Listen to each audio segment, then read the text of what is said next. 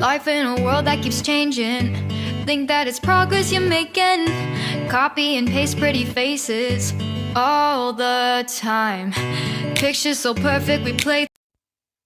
Hello everyone, welcome to Anointed Lady TV, the home of news and politics. If it is your first time in this channel, you are highly welcome. Thank you so much for stopping by. And if you like what we do on this channel, hit on the subscribe button, also put on the notification bell so you'll be notified by YouTube anytime we drop a new video. And if you are returning subscribers, thank you very much for always coming back to watch our videos. On this platform, we drop videos every day and we react to every video that come our way. And on this very video, I will be watching with you. And after watching, let's go to the comment section and drop our opinion constructively. Like our videos and also share our videos if possible. See you next time in my So staff have now resolved to go ahead with a military intervention in Niger.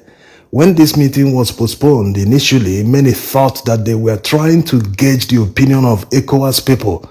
But despite the opposition from the African Union, from the Ecowas Parliament, from the Nigerian National Assembly, from the Ghanaian Parliament, from Nigerians living along the border with Niger, the Ecowas chiefs of staff still insist that they will go ahead with a mobilization in preparation to invade Niger. This is coming after Anthony Blinken, the US Secretary of State, called Tinubu for the second time since the coup in Niger happened. In that call, he told Tinubu to ensure that Bazoum, the former president of Niger, who was deposed by the military, he told him to ensure that Bazoum is released quickly. He also told him to ensure that Niger quickly gets back to democracy. Is this a way of telling Tinubu, hey, get on with it, invade Niger, chase the military away and restore Bazoum? If not, you know we've got your files. Whatever it is the United States wants in Niger, they've got servicemen stationed in their military base in Niger. Let them do the job. They should not involve Ecowas. There's serious opposition against a military intervention in Ecowas. Apart from the fact that the Ecowas leaders do not have the authority to invade another man's country. You cannot fight illegality with illegality. Most of them have serious moral burdens. Most of them violated their constitutions in their different countries. And they want to preach to Niger about democracy. The grievances from Francophone countries against France is not out of the ordinary. They are simply tired of their overbearing attitude. How can France force the people of Niger and their government to deposit 50% of their reserves in France? Did the United Kingdom do it to any other country? Did they force any former colony to maintain a reserve in the United Kingdom? Why is France doing it? The economic chokehold on these people has become so unbearable. That's why they just want France to leave. Let them leave their country with their military men. They want to develop at their own pace. That's why they see the coup as a revolution against France. It's simply better for the United States to negotiate for their military base. They should leave France out of it.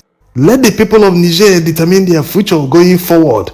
If they want to spend their entire lives under military rule, that's their business. It shouldn't concern outsiders. If they want to quickly get back to democracy within the shortest time, that's also their business. Let them solve their problems by themselves. Interestingly, the military in Niger have started serious mobilization. They are mobilizing people to join the military so that in any case they are invaded in the future, you are not talking about fighting against the military alone, you're also fighting private citizens who will be given quick training to join hands to defend their country against invaders.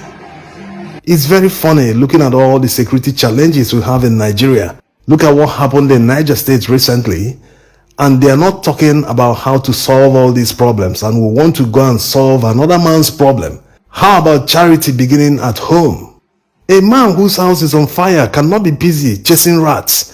You can't solve your own problems and you want to solve another man's problem. It's not even a problem. The people you want to invade their country are telling you, no, we don't want you. We are okay. We are backing the coupists. We are backing the revolutionaries.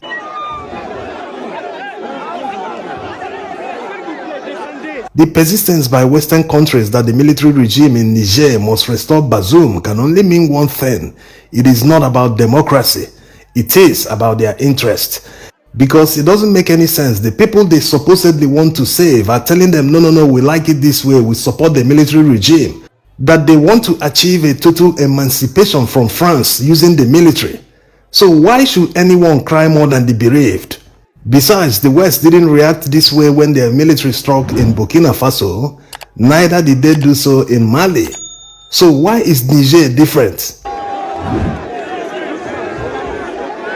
The fact is, most Western countries see Africa as a place where you come to mine natural resources, that the people shouldn't be allowed to think for themselves, that any idea, whatever idea they want, they must impose it on Africans and they will take it hook, line and sinker. They are averse to resistance. They don't like it when Africans say no. When they make a deal with an African country and they say, no, I don't want this deal, go with your money. This is exactly what is happening in Niger today. These countries are just interested in mining resources. They don't want to add any value. Like in Congo, where they mine lithium. No one wants to set up a processing plant to manufacture the batteries locally.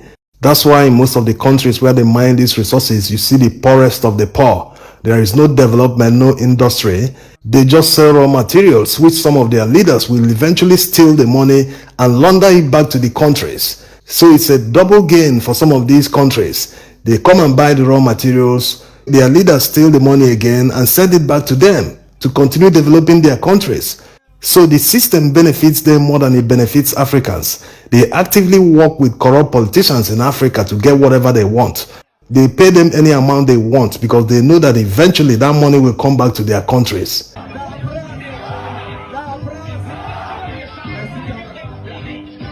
So when you hear them say they are fighting for democracy in a particular country in Africa, this is actually what they mean. They are fighting to have a corrupt politician who will do their bidding. Otherwise, why don't they criticize politicians who violate the rules in a democracy? Yes, it makes a lot of sense that someone who is marketing democracy and fighting for the maintenance and sustenance of democracy in Africa will turn a blind eye when people violate the rules in a democracy.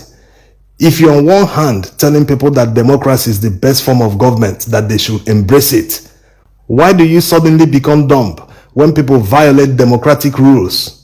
Yes, it's very important that all stakeholders work towards the sustenance of democracy. It's not the job of the opposition alone to obey the rules of democracy, while the party in power behaves as if they are lords over the others, that they were elected as kings to lord it over everyone. So when these countries fail to criticize and allow things to deteriorate to the level of military coup, they no longer have the morals to patronize us. They can't be talking to us about democracy when they fail to lend their voice to sustain democracy. They can't be seriously marketing a product that people don't derive benefit from. Democracy is supposed to come with dividends, but in most African countries, people don't see these dividends. And what is the type of democracy that is practiced in Cameroon? Many people born the past 40 years have only known one leader, Paul Biya. How can France support one man to be the president of Cameroon when he's not the king? And when a military coup happens in Cameroon tomorrow, they will say they are fighting to restore democracy.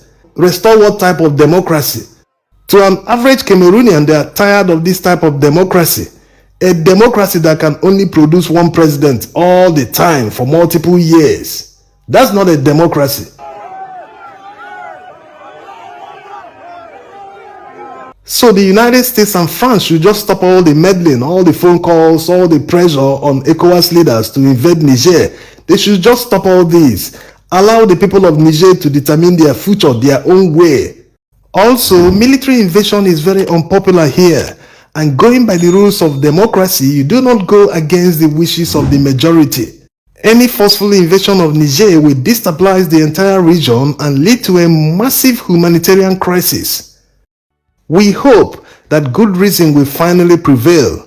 While the military junta in Niger is busy consolidating power, the Prime Minister believes that they can find ways to mitigate the sanctions. Niger is a massive landlocked country and the closure of their southern borders by their neighbors must be hitting their economy hard. The people are definitely suffering. How long will the sanctions persist? with the Ecowas leaders refusing to remove the sanctions as demanded by the military in Niger, and the military in Niger insisting that they would try Bazoum for treason. The future looks very bleak. Who will blink first, the Ecowas leaders or the military in Niger?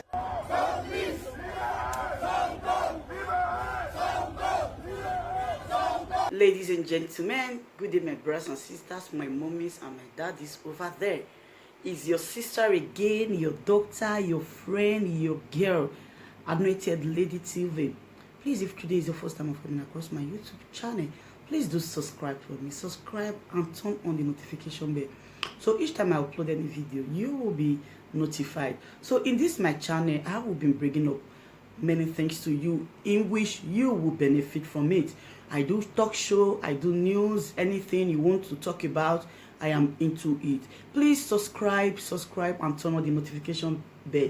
So each time I upload any video or each time I'm on live on YouTube, you will be notified. Thank you very much for always being there for me. Please do subscribe for me, and as you do so, God will richly bless you and meet your heart desire. Thank you very much. I love you all. Ladies and gentlemen, good day, my brothers and sisters, my mummies and my daddies over there. Is your sister again, your doctor, your friend, your girl, Anointed Lady TV. Please, if today is your first time of coming across my YouTube channel, please do subscribe for me. Subscribe and turn on the notification bell. So each time I upload any video, you will be notified. So in this my channel, I will be bringing up many things to you in which you will benefit from it. I do talk show, I do news, anything you want to talk about, I am into it. Please subscribe and turn on the notification bell. So each time I upload any video or each time I'm on live on YouTube, you will be notified. Thank you very much for always being there for me. Please do subscribe for me, and as you do so, God will richly bless you and meet your heart desire. Thank you very much. I love you all.